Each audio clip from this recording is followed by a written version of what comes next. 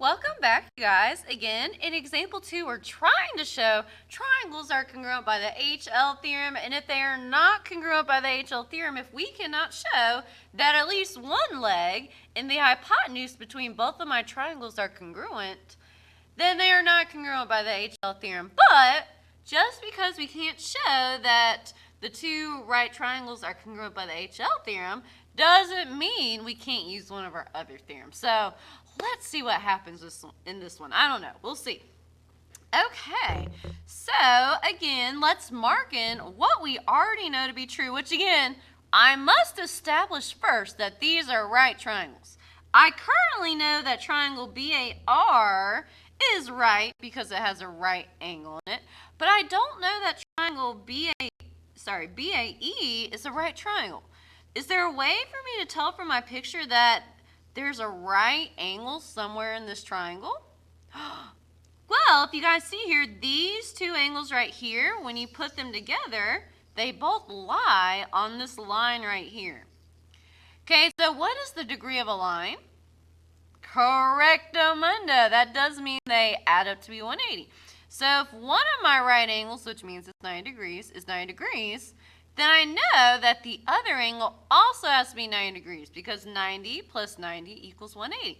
So the fact that these two form a linear pair, which means they're supplementary, means that this angle is also right. So I must show that this is a right angle first. If I don't show that, then I don't know that this is a right triangle, okay?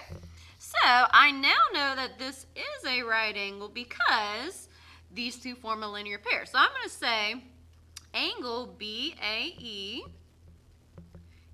is a right angle.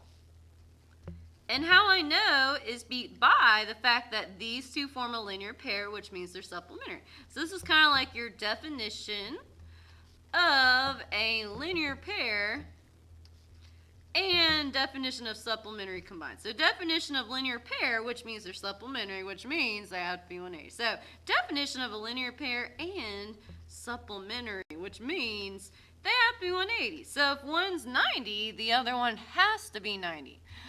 Okay, now I do know that these two are right triangles because they have a right angle in them. So this would also be by your definition of a right triangle. So I now can establish that these two are right triangles. So triangle, which sorry guys, I know I'm not leaving enough space. This is poorly planned. I was trying to save paper really badly, but I ultimately failed.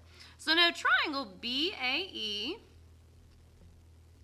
and triangle BAR are right triangles. And how I know that is because they have a right angle. So that would be because of my definition of a right triangle. I'm so running out of space. Sorry, guys. Definition of a right triangle. Okay. I'm going to try to redeem myself. Let's see if I can make it work. Okay. So now I'm going to mark in everything else I know. I know they're right triangles now. So I know that possibly I could use the HL theorem. So let's see. Okay, I also know that EA is congruent to AR. And how I know that is because it was marked in my picture already. So it was given to me.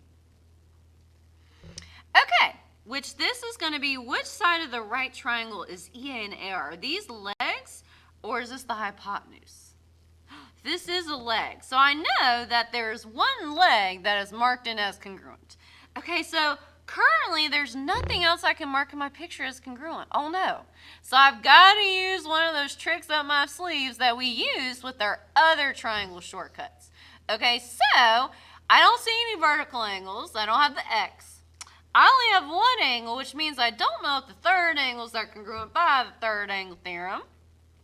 Okay, but I do see a shared side. Which side is the shared side? AB. So I can say AB is congruent to AB. And that's because since I have a shared side, it's the reflexive property. Yay, so I can mark that in as congruent. Now, what side of the right triangle is BA? Is that a leg or the hypotenuse? Oh no, you guys, BA is also a leg because it's on one of the sides of the right angle. So that means I also know that another leg is congruent. There's no such thing as the leg-leg theorem. Okay, so currently my triangles are not congruent, which is really sad because I was really hoping they could be congruent.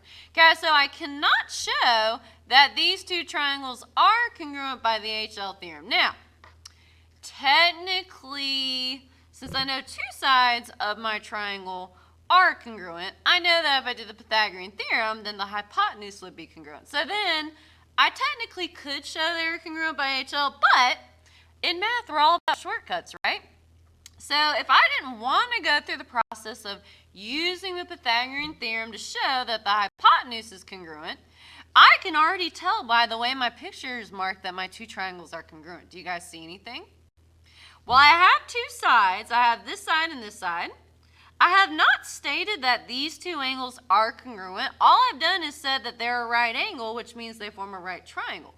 But do we know that right angles are congruent? Absolutely we do. We know that angle BAE is congruent to angle BAR because they're right angles, and all right angles are congruent. So this would be because all right angles are congruent. So looking here, which sorry guys, I know this is really crammed up in my example problem, but it's going to be okay. Okay, so now if I know these two angles are congruent and these two sides are congruent, how are my two triangles now marked in as congruent? Do you guys see it? They're marked in as side, angle, side. SAS. Side, angle, side.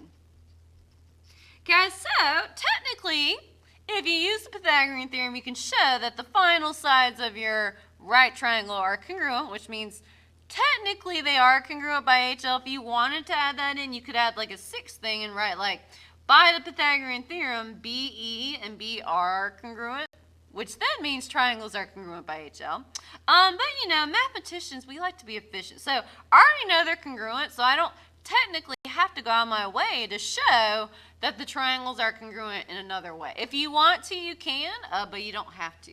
So yay, they're now congruent by side, angle, side. So I'm going to say triangle BAE is congruent to triangle. Now let's see here. If I go BAE and trace my triangle, I go from 2 tick marks to 1 tick mark to 0. So 2, 1, 0.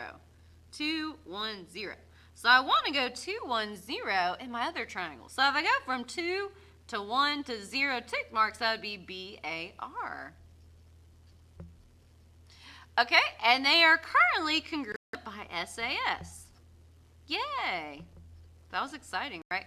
And also you could say they're also congruent if you went on and said they're congruent by HL. If you did the Pythagorean theorem, you could say that. Pythagorean theorem.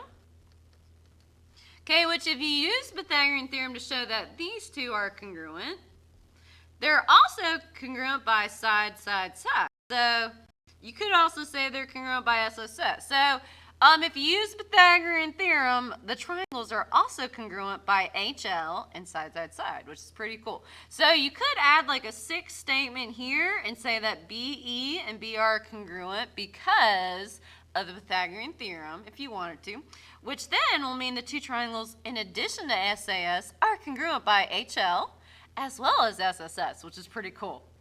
All right, you guys, example 3 and 4 are kind of similar. If you want to try example 3 and 4 on your own, I recommend that you do so. Otherwise, you can follow along with me.